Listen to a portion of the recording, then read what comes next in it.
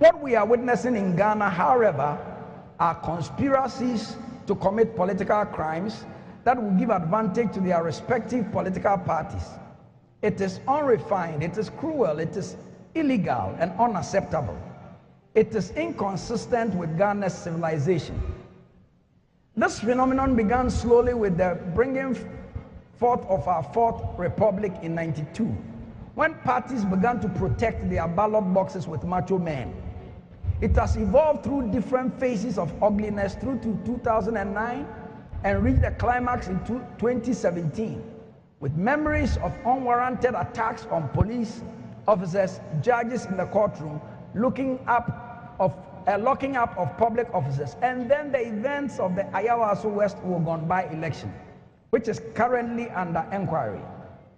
Organized armed groups of today can become tomorrow's rebel groups that seek to spread their violent and extremist ideologies. These groups will become difficult and more expensive to disband once they are able to gain a foothold and influence in the citizenry. Let's not forget what is happening in Burkina Faso, where the government is struggling to control the activities of such violent extremist groups, which has developed into intercommunal conflicts. Most of these groups started as vigilante groups seeking to protect their interest. The recent alleged tapes of a very senior opposition party operative threaten a showdown of unprecedented tango between the two leading parties as we approach the 2020 general elections, leaving the country in no doubt of an impending, I said alleged, so take note of my word, in no doubt of an impending communal violence if immediate action is not taken.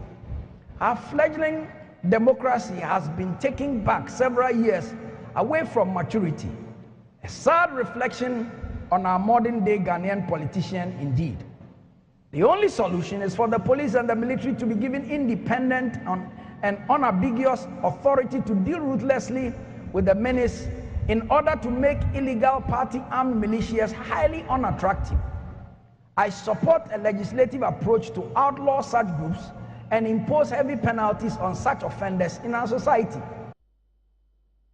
The neutral interlocutor that we have in this country in terms of our peace architecture is the National Peace Council.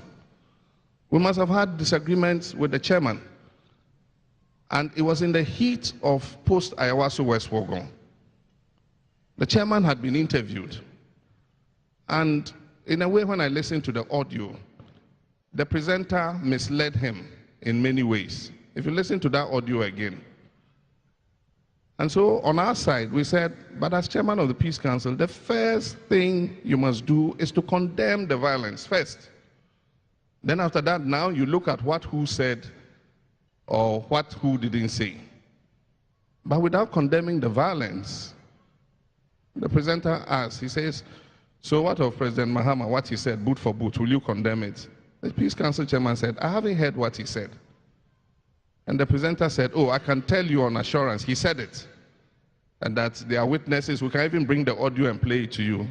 Then the Peace Council chairman said, if he said it, then I think he was wrong. Then he pushes him again. So does he owe an apology to the nation? And he says, well, as an ex-president, if he said that, then I believe that he owes the nation an apology without condemning the violence. That was our problem.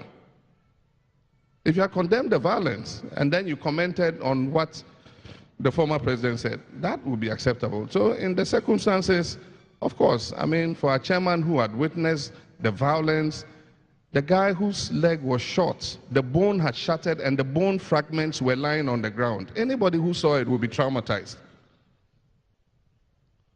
And so if a few days after he was talking and saying we should attack the Peace Council chairman, it didn't mean we should go and beat the Peace Council chairman. It meant that we should criticize him verbally. But we have written a letter to the president and we say the National Peace Council is the best organization to preside over the talks on disbanding vigilantism, because we believe in the peace architecture and we believe in the National Peace Council.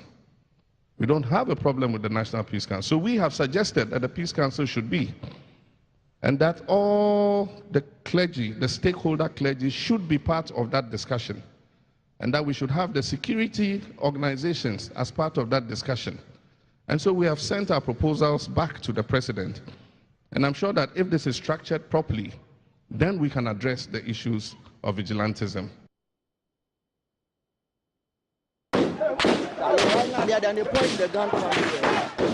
That was Baoleshi, National Security Operatives, on a mission to seize weapons amid resistance by members of the NDC. The worry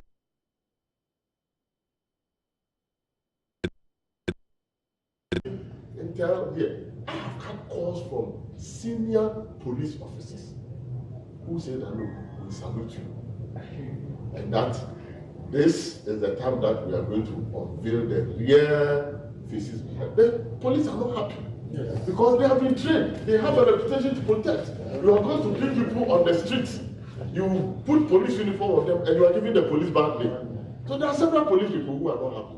And you see, it is also shifting the support of the police back to us. Because you know, in 2016, the police were against us.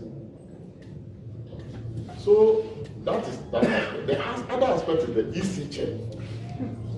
You see, we must wage a relentless war on this EC check. I mean, she doesn't want to see my face because when she sees me, but I have told her, look at the statement that she made. First, our parliamentary candidate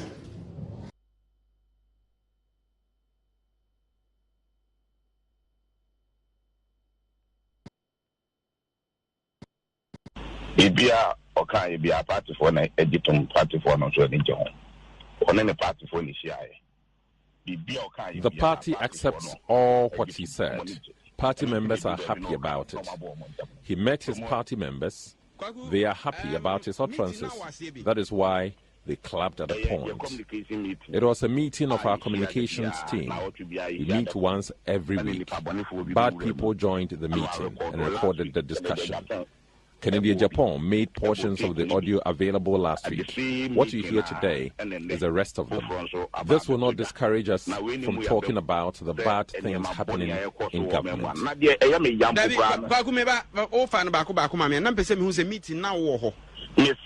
It's a communication meeting with myself, Sami Jemfi, and Akugan as leaders. We meet all our communicators to strategize our security and communication. Honorable Fusuampofo joined us to motivate us. That is why you heard people clapping. That is why you heard people clapping, because they are happy. If someone doesn't understand and want to bend the sea, you should go ahead.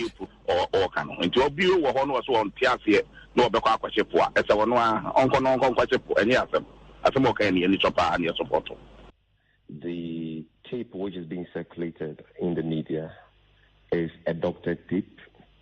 It is totally fake, and we will entreat the people of this country to treat it with the content it deserves. It has all the trappings of a diversionary tactic, and it is obvious that it is a desperate attempt by this government to divert attention from the latest expose by investigative journalist Agyinasare Yawanas, which has uncovered some appointees of this government as engaging in illegal mining, popularly known as galamsey, and which has also uncovered other corrupt activities of officials of government involved in the so-called fight against galamsey, extorting monies, collecting bribes, and engaging in very despicable corrupt acts. And that is why we are not surprised that our friends from the NPP and elements in this government will introduce this red herring, totally doctored fake tape on the day that that video is billed to be premiered. So, Sami, you've heard the tape. Is that the voice of Samuel Ofosu-Ampofo, your party chairman? I can tell you that it sounds like the voice of our party chairman. In fact, they allege that that was a national communication meeting which was attended by the national chairman. I am the chairman of the national communications team. I chair all his meetings. I know that indeed our national chairman has visited us. He visited us not too long ago. But you see, let me tell you what is happening.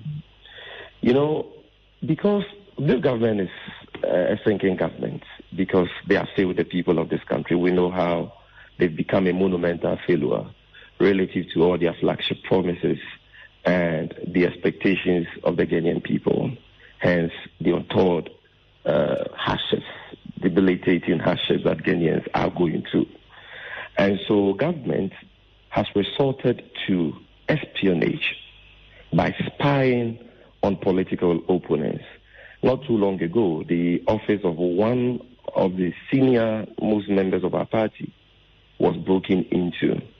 We are aware that government, in collaboration with the national security apparatus of this country, have planted bagging devices at our headquarters, and they are spying on us. This intel came to our notice a few months ago. And since then, we've been taking steps, to clean the office and all that.